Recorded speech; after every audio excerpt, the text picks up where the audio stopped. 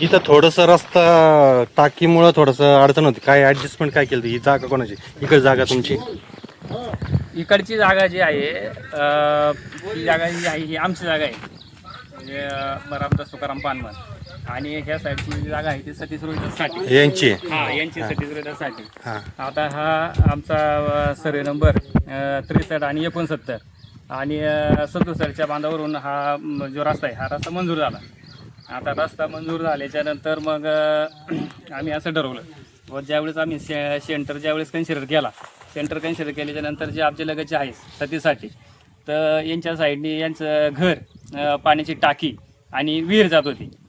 तर त्याच्यानंतर मग आम्ही असं विचार केला, तर समजा त्या साईडनी जर हाय असा जर 5 फुटीकून 5 फुटीकून जर रस्ता ठेवला तर विनाकारण त्यांचं नुकसान होतं आहे. मग आपण काय करू, कॉम्प्रोमाइज करू. घराच्या ठिकाणी माझ्या साईडनी मी 8 फूट रस्ता ठेवला, त्यांच्या साईडनी 2 फूट ठेवला. आणि पुढं जाताना मग त्यांनी त्यांच्या साईडनी म्हणले मग 8 फूट रस्ता आमच्या साईडनी तुमच्यासाठी 2 फूट ठेवू. आणि पुढं खालच्या कोपऱ्याला त्यांची विहीर आहे, विहिरीच्या ठिकाणी पण त्या ठिकाणी पूर्ण 5 फूट अख्खा विहिरी जात होतं. तर मी त्याला सांगितलं मग ते 5 फूट माझ्या साईडने ठेवू आणि अलीकडे 5 फूट तुमच्या साईडने ठेवू. ते म्हणजे चालते, ओके. मग अशा पद्धतीने आम्ही कॉम्प्रोमाइज करून झाले. तुमचं नाव काय म्हटलं? नाव काय? सतीश रोहिदास साठे. हा, सतीश रोहिदास साठे. हे घर तुमचं का? मग ही जी ऍडजस्टमेंट आहे हे लोकांना आवडण्यासारखं तुम्ही चांगलं केलं, एक संदेश जाते लोकांना. हे तुम्ही कोण? रामदास तुकाराम पानमन. तुम्ही घरवाले पलीकडचे? पलीकडचे हे तुम्ही दोघांनी मिळून सगळं ऍडजस्टमेंट केली. वादविवाद घालण्यापेक्षा हा वादविवाद घालण्यापेक्षा आपलं कुठून जर जागा जाते तर इकडून आणि तिकडून. दादा, हे जे सगळं काही आहे सामाजिकपणा, हे लोकांनी आता घ्यायला, पण तुम्हाला काय सांगायचंय? कारण खरं म्हणजे खरंच हे म्हणजे एक आदर्श यांनी घालून दिलेला आहे. आमचे समन्वयक शांतारामजी पानमन या ठिकाणी कार्य करतात आणि अशा प्रकारचे एक मनपरिवर्तन पण यामध्ये आपल्याला पाहायला मिळते आणि पुढच्या पिढीसाठी खरंच आदर्श आहे. कारण आपण पाहत असाल तर पूर्वीच्या आजोबांची भांडणं खाली नातूला माहीत नसतं काय कारण झाले, पण आज ह्या पद्धतीने आदर्श घालून पुढच्या पिढीला प्रेमाचं जे भावना आज पुढच्या पिढीमध्ये निर्माण होणार आहे. आणि हा सलोखा महाराष्ट्रातल्या प्रत्येक शेतकऱ्यांनी घ्यायला पाहिजे. अशा पद्धतीने जर वागलं तर शेतकऱ्यामध्ये आपण पाहतो तंटे चालेल तर हे तंटे होणार नाही आणि प्रेमाची सलोख्याची भावना महाराष्ट्रातल्या प्रत्येक शेतकऱ्यांनी घ्यावी. चळवळीचा हाच उद्देश आहे का शेतकऱ्यामध्ये प्रेमभाव निर्माण व्हावा आणि जे काही विकास होतोय तो आपल्या पुढच्या पिढीचा याच्यामधून विकास होणार नाही, नुकसान टाळता येणार नाही आणि भविष्य उज्ज्वल होईल.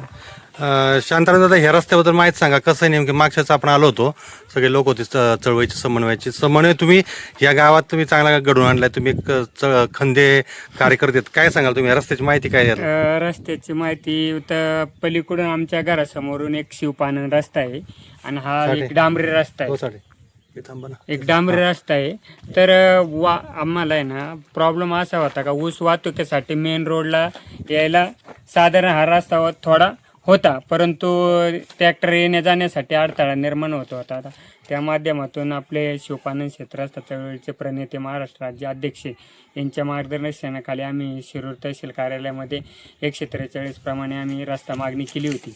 त्या मागणीच्या दरम्यान सुनावण्या होऊन तो आदेश आज पारित झाला आहे आणि पारित होऊन आमचे चुलते रामदास तुकाराम पानमन आणि आमचे पाहुणे रोहिदास साठे यांनी सामंजस्याने तोडगा काढून 143चा जो रस्ता आज खुला होत आहे, सामंजस्याने या ठिकाणी प्रत्यक्षात आज खुना दिसत आहे. त्यांनी सामंजस्याने रस्ता, तो जो रस्ता तुम्ही मागे दाखवा बरं एकदा हात करून, तो ती घर आहे तिथून येणार रस्ता? हा, तिथून नाही ह्या साईडला येतोय तो रस्ता, हा, त्या झाडापासून असा पुन्हा डांबरेला लागतोय. मागच्याच आपण जो रस्ता जवळजवळ त्या रोडला ना, कुठून तो तिथं समोर हा मध्ये ओढा आहे तो, सर्वे नंबर आहे त्या पद्धतीने. आणि हा इकडनं येऊन हा पूर्णपणे आता ह्या लोकांना इथून हे चांगले घर बंगलेत, हे इथे डांबर रस्ता आहे. मिळतो हा चांगला डांबरी रोड आहे, ह्या डांबरी रोड पर्यंत मिळणार आहे.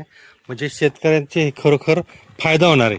म्हणजे शेतकरीचा रस्त्याचा प्रॉब्लेम उद्भवणार नाही. हा, म्हणजे शेतकऱ्यांना जो फायदा पाहिजे तो प्रत्यक्ष त्या ठिकाणी दिसतोय. तहसीलदार बाळासाहेब मस्के यांनी प्रत्येकाच्या भावना समजून घेऊन या ठिकाणी बरेच आदेश काढलेत. आतापर्यंत जवळजवळ 40 रस्ते खुले झालेत आणि जवळजवळ बाकीच्या रस्त्यांची या ठिकाणी मोजणी आधुनिक झाली आणि लवकरच 5 ते 6 दिवसात पुन्हा चांडोमध्ये एक रस्ता खुला होणार आहे, शिवपानन रस्ता. तुमच्या या ठिकाणी सर्कल तलाठी कोण आहे तिथं आणि त्यांचं कामचं कौतुकास्पद आहे? आपले पोटकुले दादा आहे आणि आदरवाड दादा थोड्याच वेळा त्या ठिकाणी तलाठी आहेत. तलाठी त्या दोघांचं कौतुक करण्यासारखं आहे. आणि त्यांनी पण एक आणि श्रेय अजून कोणाकोणाचं ग्रामस्थांचं सर्व? सर्व चांडो ग्रामस्थांचं श्रेय आहे या ठिकाणी. आणि आमचे रामदास तुकाराम पानमन यांनी तर पहिल्यांदाच होकार दिलेला होता रस्त्यासाठी, माझी काही समस्या नाही आहे, पण हा दिवस उजेडायला आज आलेला आहे. ओके, चांगलं, छान.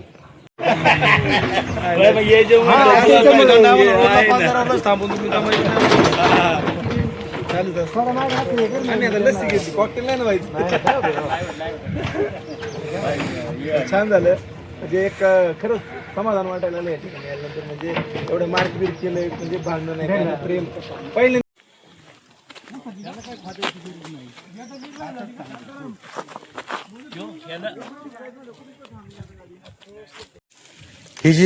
ही पक्की मारली इकडे एक आहे आणि इथं, आणि कुठं जाते अजून विहीर?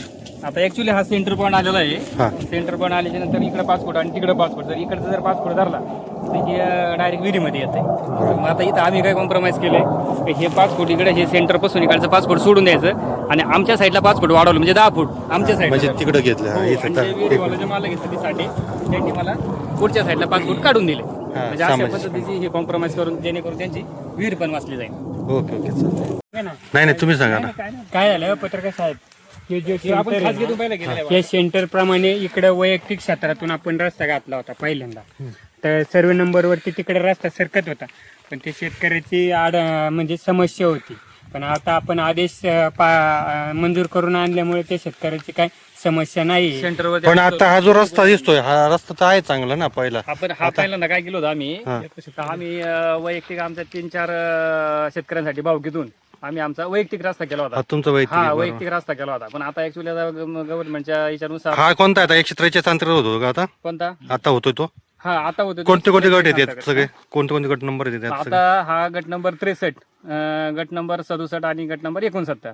तो जो आपण तिकडे जो पाहिला तो गट नंबर 63 आणि तो 69. पश्चिमेकडचा. हा. हो, आणि हा जे 63 आणि 67 या म्हणजे तिथं येऊन विहिरीपासून तो वळतो इकडं असं? हो, विहिरीपासून जो होतो हा मेन सर्व्हे नंबर आहे. हा म्हणजे उत्तरेकडे, main survey हा number. उत्तरेकडे गेला आता. उत्तरेकडे गेलेला हा मेन सर्व्हे नंबर. आता किती लांबीचा आहे हा सगळा पूर्ण? पूर्ण आता तिथ कॉर्नर पासून तो वरती डांबरीपर्यंत एक 800 फुटापर्यंत आहे. आणि इकडचा जो असेल एक साधारणतः 1200 फुटापर्यंत. 2,000 फूट.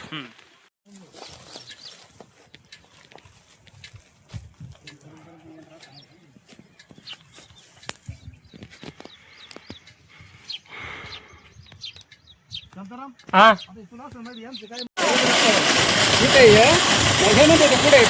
नाही आपल्याला पकडताय कुठे